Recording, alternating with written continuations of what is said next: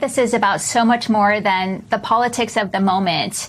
I've always focused on governing in a way that reaches across the aisle and focuses on the issues and not the partisan politics, and how we can deliver for the people we're elected to do that for. And that's been my approach. And we both share the belief that leadership is about bringing people together, and that is exactly the way that John governed when he was mayor of Mesa. And it is also a very stark contrast to my opponent, Andy Biggs, who has spent the last decade in Washington building one of the most extreme partisan records in Congress, and consistently putting Washington's agenda ahead of what's right for Arizonans. Mayor, it does seem like right now Arizona certainly is a very purple state, and your choice, a longtime Republican and then a never Trumper, and this unity ticket with the governor. Do you think that this is going to help bring Arizonans together, and that this is a political choice that reflects the electorate in Arizona, by the governor not choosing a more progressive Democratic candidate? Yeah, I really do. I mean, Arizona has always had a reputation of being a maverick state, and Senator McCain, who you referenced earlier, is a great example of that, and he is famous for espousing the country over party concept, and Governor Hobbs has been a great example of that, of putting the state first, and not pursuing an exclusive agenda that tries to exclude some people from participating in solving problems and in coming up with innovative solutions. So, and Arizona, as you know, it is also well known for rejecting extreme partisans. Even though there is a significant registration advantage for Republicans, the governor and nearly all of the statewide offices are occupied by Democrats, because the Republicans continue, as in this election, to put extreme partisans, very far right politicians. That's who comes out of the primary elections here, and so yes, I think Arizona is a great example of the mainstream of the state is rejecting extreme partisanship, and that it's critical that we come together to make that happen this time as well, because when you have an election denying congressman that's trying to be in the governor's office for the upcoming presidential election, and there's no question that he'll put his thumb on the scale to any extent that he can to get an outcome that Washington wants. So this is a critical election, and kudos to the governor for being for reaching across the aisle and bringing us together in this important campaign.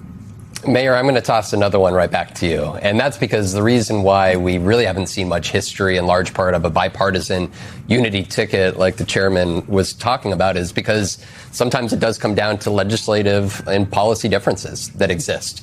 And what you guys are seeking to do is have a Democrat and one-time Republican who I am sure you guys have disagreements on some major policy issues. So my question for you is, what did you assure the governor the role that you would play when it comes down to a budget that is being put forward, or perhaps some controversial legislation that you guys may disagree? What word did you give her in terms of your public presentation of how the governor's office is going to handle that?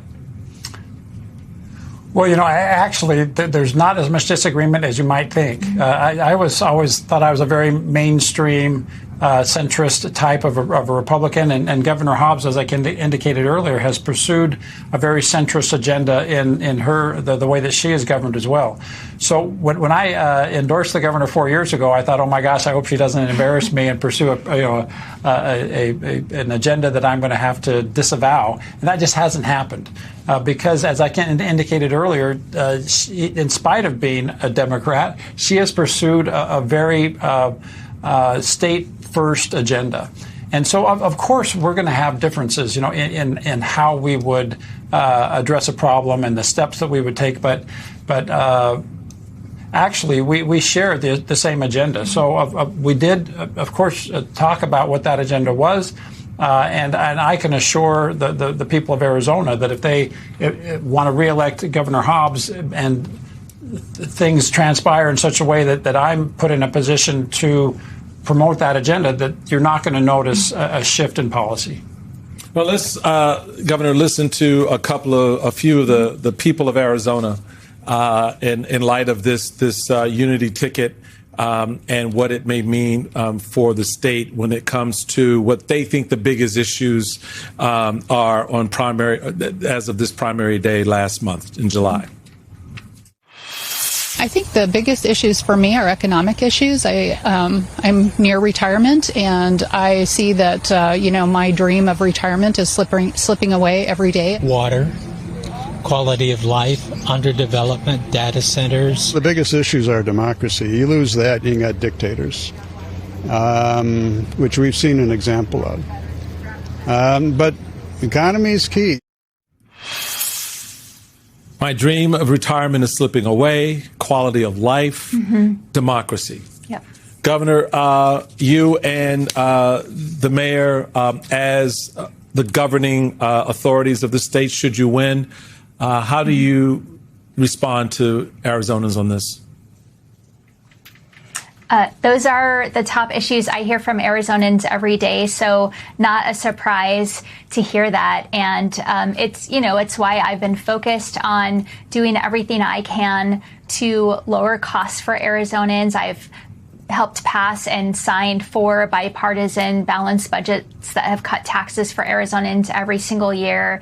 And I've worked to lower costs in other ways. And my opponent, Andy Biggs, is continuing to do the opposite. He has doubled down on supporting Washington's cost hiking agenda that is raising costs for Arizonans everywhere, from the grocery store, the gas station, the doctor's office, everywhere in between. And he said things like, there's no inflation and the tariffs seem to be working. So definitely out of touch with what Arizonans are experiencing. And, part of why this is so personal to me is that I come from a working class background. We both do. And when I talk to Arizonans about making life more affordable, it's not just talk, because I've lived a lot of that struggle and understand what so many Arizonans are going through. And my opponent, who was awarded a $10 million sweepstakes check, simply doesn't understand that struggle.